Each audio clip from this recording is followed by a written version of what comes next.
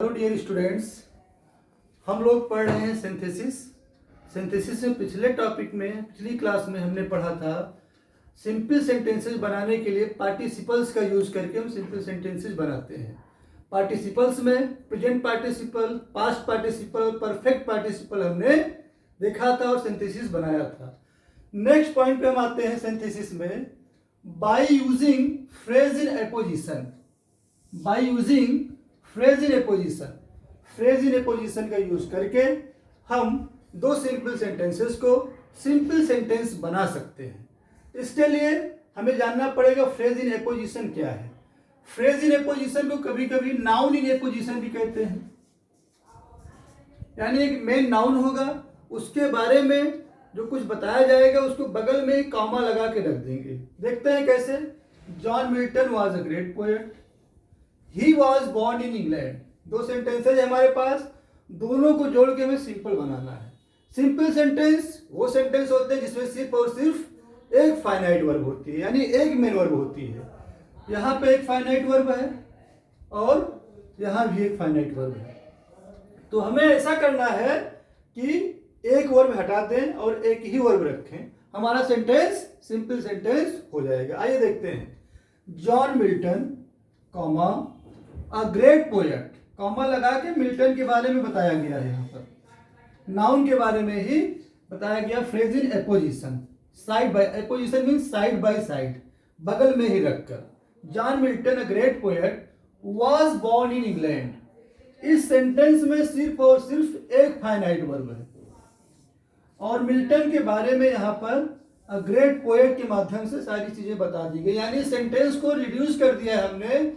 यहाँ की वर्ब को हटा दिया, यहाँ वर्ब की जरूरत नहीं है। John Milton comma a great poet comma was born in England. इस प्रकार से ये जो हमारा पोर्शन है ग्रेट पोएट, यही पोर्शन हमारा फ्रेज इन एपोजिशन कहा जाएगा। फ्रेज इन एपोजिशन कहा जाएगा। एपोजिशन का अर्थ ही होता है साइड बाय साइड, यानी एक ऐसा फ्रेज जो किसी नाउन के साइड में आकर, बगल में आकर उसको डिफाइन कर दे और उसमें वर्ब की जरूरत ना हो, सेंटेंस हमारा सिंपल बन जाता है। Clear. John Milton was a great poet, he was born in England. दो सेंटेंस थे, दोनों को जोड़ के सिंपल बनाना था। फ्रेज इन एपोजिशन का यूज करके हमने सिंपल बना दिया। क्लियर। एक एग्जांपल और देखते हैं।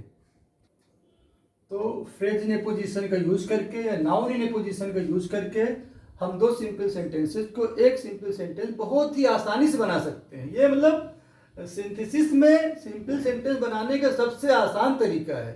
इसमें आपको कुछ नहीं करना है, एकदम जैसे दाल चावल होता है उस प्रकार से इसको आसानी से खा लेना है आपको।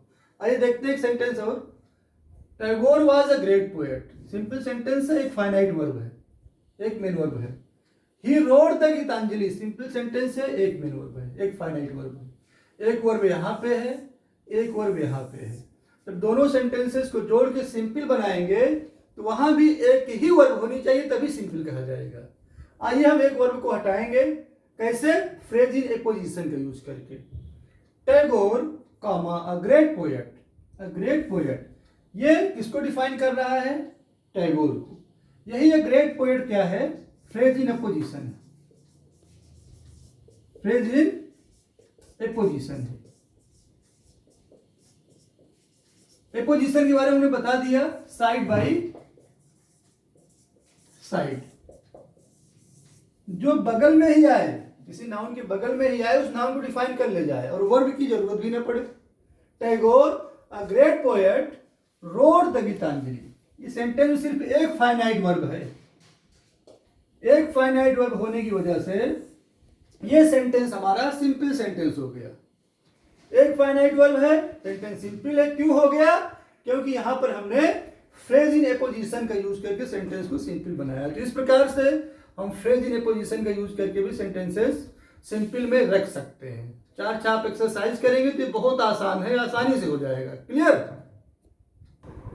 चलो डियर स्टूडेंट्स, तो हम लोग सिंथेसिस में पढ़ रहे हैं दो सिंपल सेंटेंसेस को जोड़कर एक सिंपल सेंटेंस बनाना, जिसमें हमने पार्टिसिपल के माध्यम से जाना, फ्रेज इन एपोजिशन के माध्यम से जाना, और हम बाय यूजिंग इंफिनिटिव इन्फिनेटिव का यूज करके भी दो सिंपल सेंटेंसेस को एक सिंपल सेंटेंस बना देते हैं। इन्फिनेटिव बहुत आसान होता है। बेसिकली ये 2 प्लस मेन वर्ब की फर्स्ट फॉर्म होता है। बेसिकली 2 प्लस मेन वर्ब की फर्स्ट फॉर्म होता है। ये टेंस का बोध नहीं कराता है, सब्जेक्ट से प्रभावित नहीं होता है, उसके नंबर और पर्सन से प्रभावित नहीं होता है, और यही कारण है कि वाक्य में ये वर्ब के रूप में दिखते हुए भी वर्ब का काम नहीं करता है, एज अ नाउन ट्रीट किया जाता है। क्लियर? आइए हम लोग इन्फिनेटिव का यूज करके दो सिंपल सेंटेंसेस को एक सिंपल सेंटेंस बनाते हैं। Clear? He went to Agra, एक सेंटेंस है हमारे पास, ही वेंट टू आगरा। दूसरा सेंटेंस है ही विल सी द ताज। दो सेंटेंस है, यहां वेंट मेन वर्ब है, यहां सी मेन वर्ब है, और दो मेन वर्ब होगी तो सेंटेंस सिंपल नहीं कहा जाएगा, एक मेन वर्ब होगी तो सेंटेंस सिंपल कहा जाएगा। आइए हम ऐसा करते हैं कि एक मेन वर्ब को इन्फिनेटिव बना देते हैं और आसानी से हमारा सेंटेंस क्या हो जाएगा, सिंपल सेंटेंस हो जाएगा। देखते हैं, he went to Agra to see the Taj. He went to Agra एक मेन वर्ब है हमारे पास, वेंट, और टू सी, अब ये मेन वर्ब नहीं रह गई, क्या हो गई है, इन्फिनेटिव हो गई। इस प्रकार से इन्फिनेटिव होने के बाद ये मेन वर्ब का काम नहीं कर रही है और सेंटेंस में एक ही मेन वर्ब है, हमारा सेंटेंस क्या हो गया, इट इज सिंपल सेंटेंस। तो किस प्रकार से हमने सिंपल सेंटेंस बनाया, बाय यूजिंग इन्फिनेटिव। अगला एग्जांपल देखते हैं, he bought a book, he will read it. He bought a book to read, he bought a book to read. Main verb हमारे पास एक है बॉट, टू रीड क्या हो गई, इन्फिनेटिव हो गई। इस प्रकार से हमारा ये सेंटेंस भी क्या हो गया, सिंपल हो गया, क्योंकि यहां पर एक ही मेन वर्ब है। Clear? He is very weak, he can not run. He is very weak, वो बहुत कमजोर है, वह दौड़ नहीं सकता है। दो सेंटेंस है, दोनों के पास जो है, यहां भी मेन वर्ब इसके पास है और यहां पर मेन वर्ब है। ध्यान रखिए, हालांकि प्राइमरी ऑक्सिलरीज हैं, लेकिन सेंटेंस में मेन वर्ब न होने की स्थिति में ये मेन वर्ब का काम करती है। क्लियर? यहां भी वर्ब है फाइनाइट वर्ब और यहां भी फाइनाइट वर्ब है। हमें एक को हटाना है, एक को हटाना है, हमारा सेंटेंस सिंपल हो जाएगा। क्लियर? तो हटा तो नहीं पाएंगे, लेकिन एक को हम क्या करते हैं, इन्फिनेटिव बना देते हैं। He is too weak, he is too weak, अधिक कमजोर है, he is too weak to run. ये क्या हो गया, इन्फिनेटिव हो गया। अब हमारे पास सेंटेंस में एक ही मेन वर्ब बची। इस प्रकार से हमारा ये सेंटेंस सिंपल सेंटेंस हो गया। तो बहुत आसान है इन्फिनेटिव का यूज करके, 2 प्लस मेन वर्ब का यूज करके जो है सेंटेंस को सिंपल बनाना। क्लियर? आगे हम मिलेंगे और सिंपल सेंटेंसेस को कंटिन्यू करेंगे। तब तक के लिए धन्यवाद।